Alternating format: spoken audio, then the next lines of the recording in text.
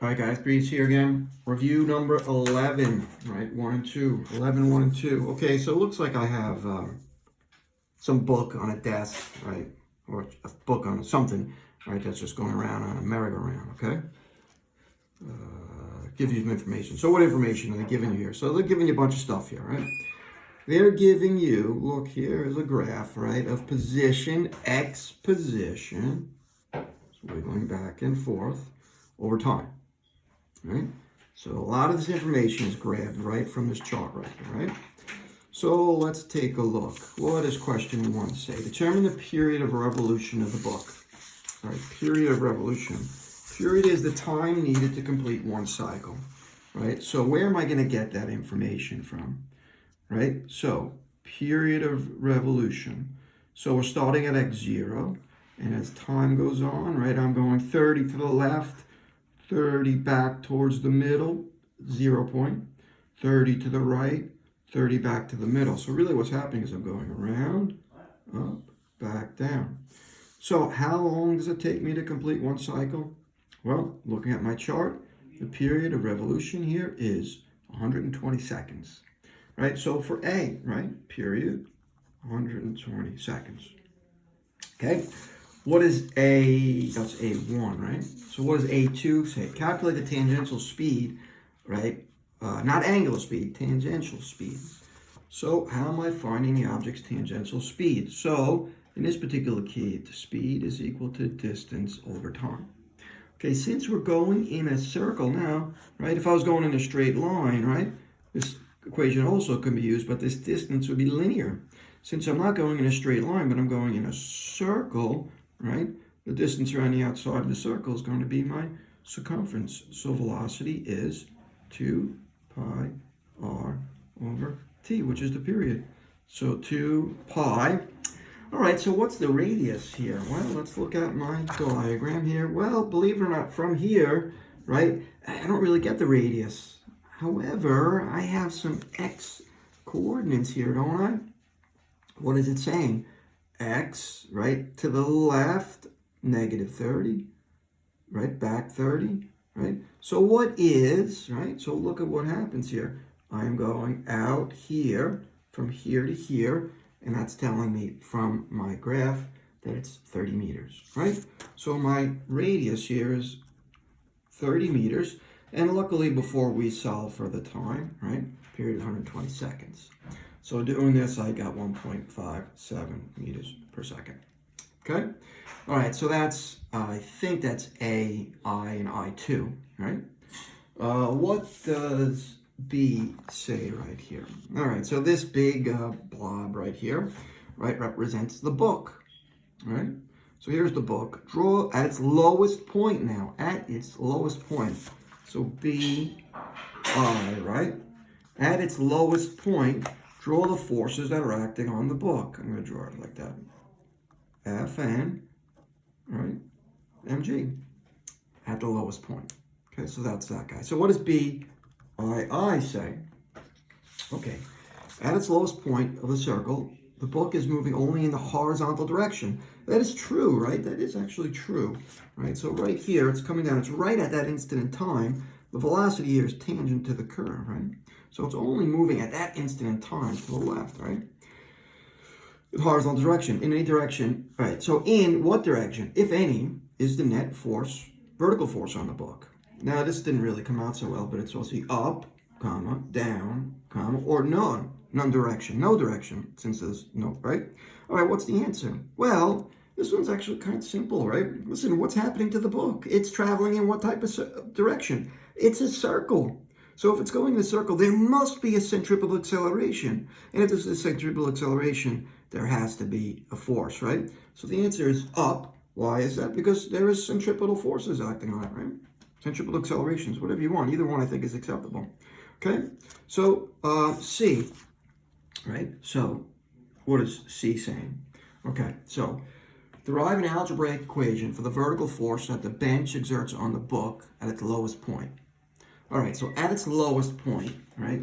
At its lowest point. So here's my book. There it is, right? What are the forces that are acting on it? I got Fn, and I got what? Mg. Okay, so derive an equation for, what did it say again? For the, for the vertical force, derive an equation for the vertical force. So the vertical force, right? Yeah, F, okay, so vertical force. So what force is that, by the way? That's going to be the normal force, right? So really it's F is equal to MA, right? So it's traveling in a circle, right? So I have two forces, Fn minus mg is equal to m. By the way, it tells us we want v squared in r, so a is equal to v squared over r for something that's traveling in a circle. So that's v squared. And I guess they're being kind of specific. They want that r, right? So the vertical force that's causing us to go into a circle happens to be the normal force. So I'm going to move mg to the other side. So Fn is equal to m v squared over r plus mg. I guess if you want it, you can take the m out, v squared r plus g. So there is the vertical force, or the normal force that's causing this object to travel in a circle, right?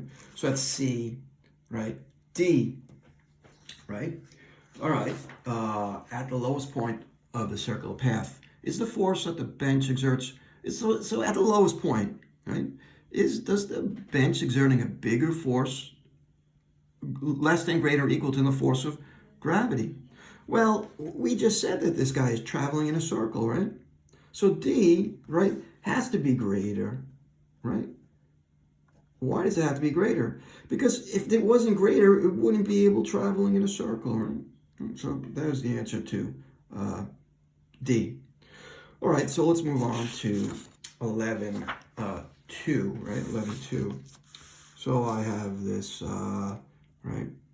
situation where I have some mass attached to a wall by string, attached to another string to a ceiling. Okay, so on the figure below, draw the free body diagram. So let's draw the free body diagram. All right, so what do I got here? All right, so it looks like I'm going to have mg. I'm going to have some tension. I'm going to call that tension 1, just because it's the first one that I drew. And I'm going to call this what? Tension 2. Right? So there is the forces, right, acting on the mass. All right, calculate the tension in the string. All right, so a couple of things here, by the way.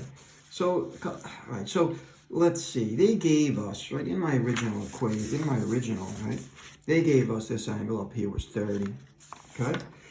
All right, so I'm going to do it over here. Do not do this on the exam. They don't want you doing anything like this, right? But let's do it over here. So there's the mass.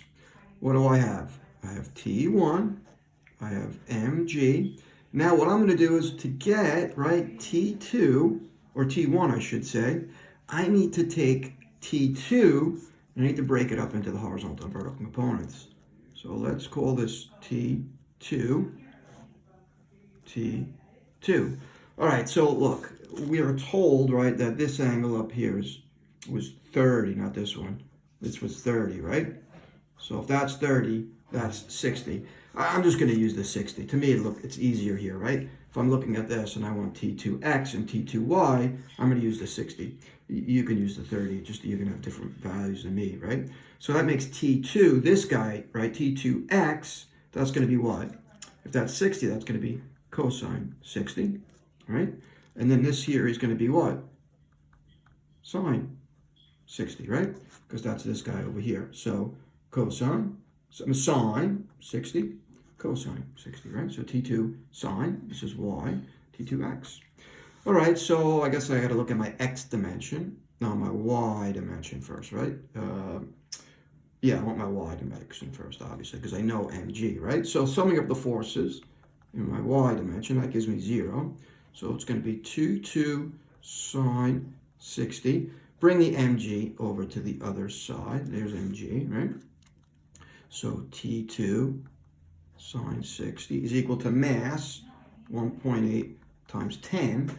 All right, like I said, I did this already somewhere. Right, here it is.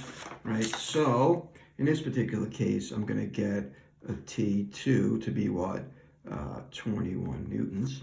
Obviously, if you use 9.8, you might get something just a little bit different. Not going to change anything. So now let's sum up my forces in my x, and those are going to be 0. So I have T1 minus, equals, let's say, bring this to the other side, T2 cosine 60, right? Okay, so T1 is going to be equal to 21 cosine 60, and I think it was real close to I got like 10.5 newtons, right? So there's T1, okay? All right, next one, right? The horizontal string is now cut loose to the bob, and in particular, the pendulum swings down. Calculate the speed at its lowest spot. All right, let me grab another page here, because I'm going to have to do a little bit of geometry and stuff like that for this one. All right, so how am I going to find, so here's, let me make this a little bit bigger, right? So there's that guy, it's going to swing down there. Okay, so this is going to be L 2.3. By the way, this also is L, which is 2.3, right? Okay, so how am I going to find, well, by the way, there's actually only one way to do this, right? I have to use energy, right? So how do I know I have to use energy, right? Because we are going to drop down some delta y, right, from there to the air. So what do I have? U is going to be equal to what? K at the bottom. So 1/2, no, U is just mgh is equal to 1/2 mv squared, right? Which we know that goes away and that goes away. All right, so the really only challenging thing here to me I found was finding h, right? So how do I do this? Well, it looks like I got to do a little bit of geometry, right? So look, right? We know that this is 30, right? This, right, is the hypotenuse. So I know this side is L cosine theta, right? That's L cosine theta. So if this is L cosine theta and this is 2.3, this here, right? This here has to be what? L minus L cosine theta. So what do I have? 2.3 minus 2.3 cosine 30 degrees, right? And when I did that, I got, I think it was 0.3 meters. So that's my delta y. All right, life is easy now, right? 10.3 1/2 v squared, 2, so I'm bringing the 2 over, right? 2, 10.3 v squared, square root it right there. So what do I get here? I get 10 times 0.3 times 2, second.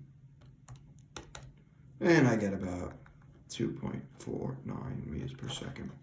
So there is review 11, also not terrible. All right, guys, see you later.